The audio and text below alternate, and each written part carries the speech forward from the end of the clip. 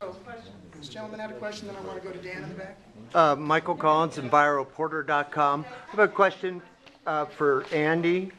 In this process, when did EPA realize, while you're spending or contracting folks to do this $41.5 million study, when did you folks realize that you wouldn't be able to actually fulfill the objectives that the study was, which is to create a lookup table for background values? You were able to establish background values, but the report, which I've read, basically says you can't use those when we go to actually clean up. When during the process did EPA realize that because labs change, you actually couldn't fulfill the contract? Didn't you guys know this before you took the money?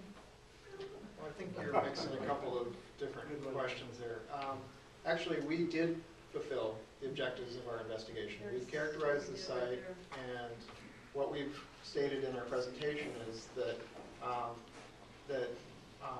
we certainly have learned from this process, and we've worked with the laboratories to push them as hard as we possibly could. This is really pushing the boundaries of science to be able to measure down to such low levels, and moreover, then to take that measurement and try to reproduce that using a couple of labs. One of our recommendations very clearly to the state is use one lab. We had problems with being able to get the results from the labs and be able to turn that around and be able to finish what we were starting. But what we realized was that we needed to account for the differences between the labs, and ultimately that was addressed, and we worked very closely with the state to rectify that issue, and and we feel good about it. But you didn't know this before you went into the process? No, we didn't. This is the first time that we've done this kind of investigation. So I think, yeah, so it's really been a unique study. Superfund, we look at risk. This is a unique study. This is not our normal role, but we had a great team that was helping us figure this out. Carl and the HGL folks, our lab folks. We had a great radiochemist that assisted us. And through that process, we've learned a lot.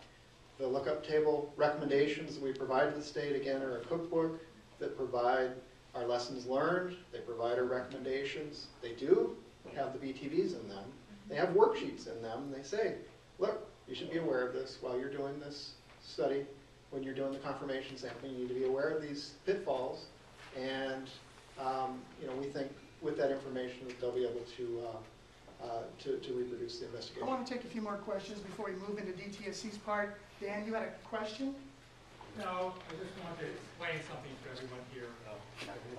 I prefer, if I'm going to ask you questions. Excuse me, but you're a government agency, and you've just misappropriated $41.5 million.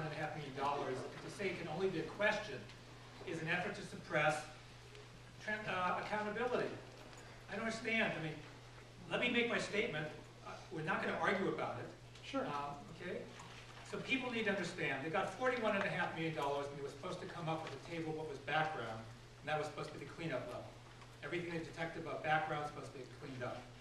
There was some intervention in the last few weeks, and we're going to get to the bottom of who was involved with it, that completely reversed course and ended up with EPA failing to do what it had promised to do.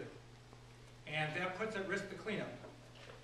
And I'm not going to argue about it here. Everyone else is furious about it. We've all decided we weren't going to deal with it unless you said something that was clearly untrue, which you just did. So there'll be an effort to try to have some kind of audit or investigation about what happened in the last few weeks. They did a marvelous study for 3 years, and then something happened at the last minute. And we're going to find out what. Because now that they know where the contamination is, they're recommending that a lot of it not be cleaned up. That the fundamental principle of the cleanup agreement, which is clean up the background, and that the cleanup tables based on the background values they have, be ignored. I don't want to argue with you in this setting. You have another presentation by an agency that's also abandoning the agreements, but people here should know that they got very close to doing what they promised to do, and something happened at